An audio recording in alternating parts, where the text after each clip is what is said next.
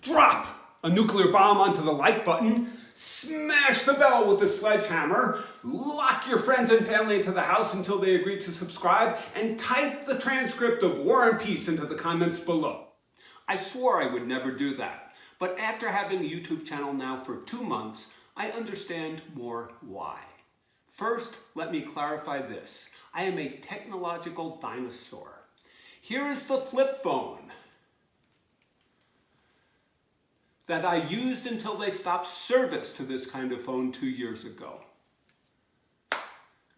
I was in my mid-20s when personal computers started appearing in homes and offices, and I've never seen a TikTok, Instagram, or visited Facebook. But I have tried YouTube. The first thing that took me to YouTube was DIY information. I was looking to replace some shingles on a house. I usually had a roofer do work for me, but it was a small job, and I turned on YouTube and learned how to do it. I went further then. I started looking at travel videos. One time I was watching HGTV, House Hunters International, and they had a feature about Bishkek, Kyrgyzstan. And I thought, that's an interesting place, and I thought I'd like to see more of it, and I found it on YouTube. Before I made my first hike at Grand Canyon, I got to watch every step of the trail on YouTube videos. And when I thought about doing van camping during COVID, there were plenty of people who had examples of how they did it and how it worked for them. Even today, I still watch news snippets on YouTube. I'm interested in what's going on in Ukraine, and rather than listening to half an hour or an hour of news, I can just choose what I'm interested in. Let me make a quick comment on shorts. These are 1-minute videos that YouTube has started doing, which imitate TikTok. I am personally willing to accept the challenge of trying to condense content into 1 minute. But I wonder what these 1-minute videos do to the minds of young people who grew up on cell phones and already have diminished attention spans and diminished social skills. Andy Warhol allegedly said, in the future everybody will be famous for 15 minutes. And that seems to have come true. And I even prefer a darker variation on the quote, in the future everyone will be famous but only for 15 minutes. If someone else hasn't said it, you can attribute it to me. When the idea of making YouTube videos occurred to me, 2 things popped into my mind: Justin Bieber and making bread.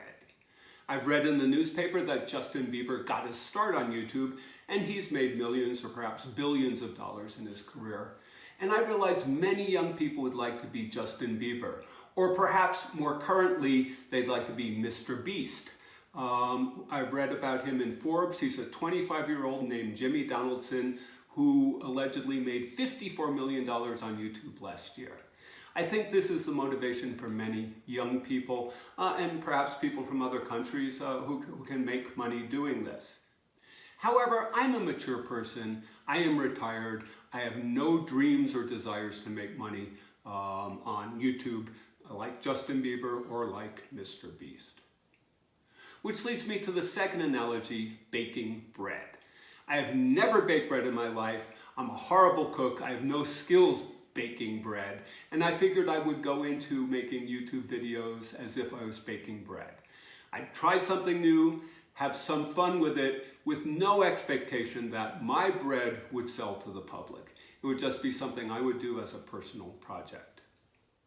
I have no special technology for making these videos. I just use a borrowed iPhone 10, the free iMovie app, and I did invest $14 in a tripod because I'd seen videos that were shaky and I did not particularly like them. So my total investment in YouTube is $14. Since I started the YouTube channel, I've learned some things along the way that I'm going to share with you now. The first thing I learned is YouTube puts ads on videos with 100 or more views. They make advertising revenue, but I get nothing.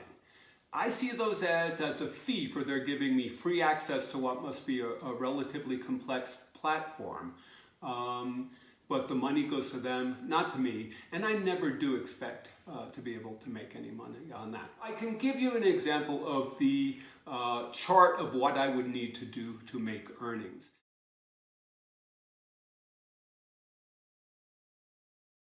and I'm 1/10 to 1/20th of the way to reaching the point where I would make money. And I understand that if I did start making money, it would probably be $100 a month.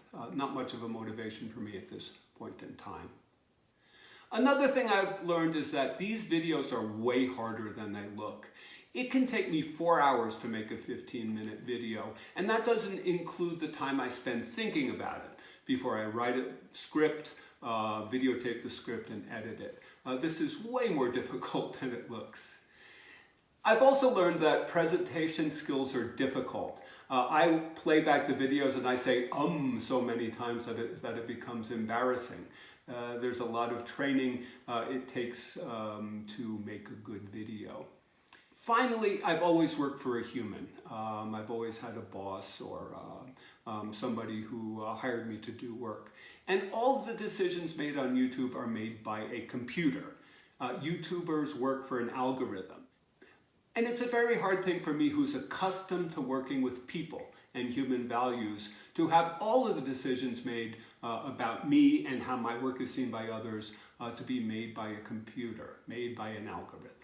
There's been rewards as well as the things that I've learned.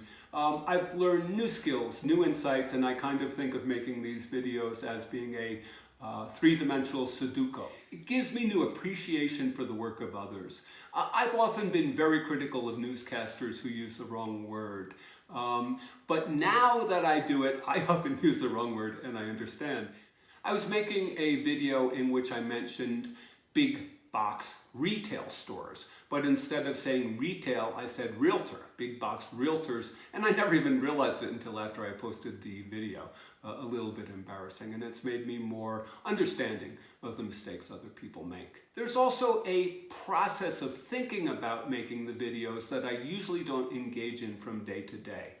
For example, I made a video about Bright Angel Lodge at Grand Canyon, somewhere I stay, and I've had a favorite room. And I said that there are 3 problems with that room: noise, noise, and noise.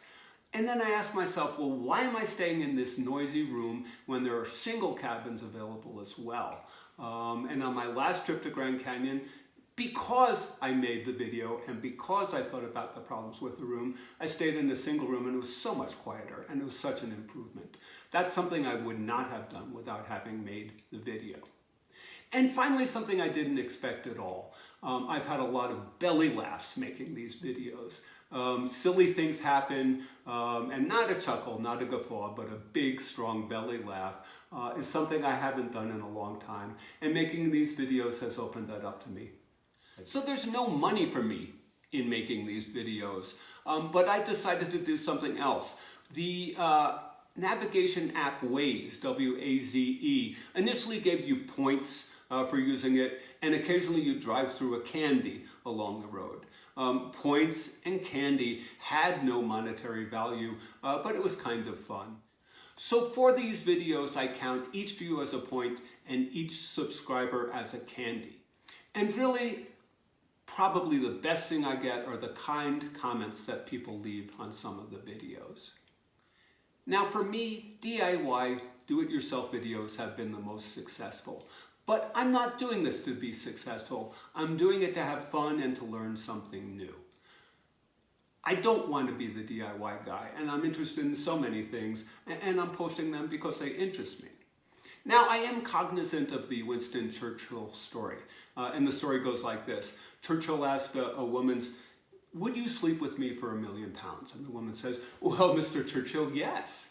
And then Churchill says, "Well, would you sleep with me for £1?" And she says, "No, what kind of woman do you think I am?"